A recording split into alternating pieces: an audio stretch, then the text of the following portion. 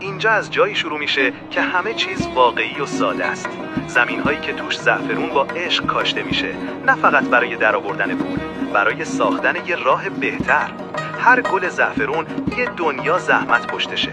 از طلوع خورشید تا غروب آدمایی که با دستای پینه بستشون زعفرون رو جدا میکنن بی هیچ ادعایی.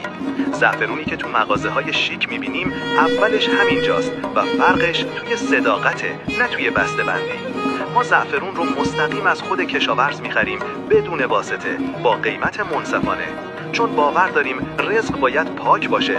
بعد با عشق تمیز و مرتب بسته‌بندیش میکنیم تا دست شما برسه دقیقاً همون چیزی باشه که ما از اول دیدیم. من حمید هستم از برند نماشم. اگه دنبال زعفرون اصل، سالم و بدون واسطه‌ای، خوشحال میشم بهت کمک کنم. این فقط یه زعفرون نیست، یه مسیر صداقته. زیر همین ویدیو سوالی داشتی بپرس، یا اگه خواستی سفارش بدی لینکش توی توضیحاته. یادت نره سابسکرایب کنی برای دیدن پشت پرده های بیشتر از دنیای واقعی زعفرون.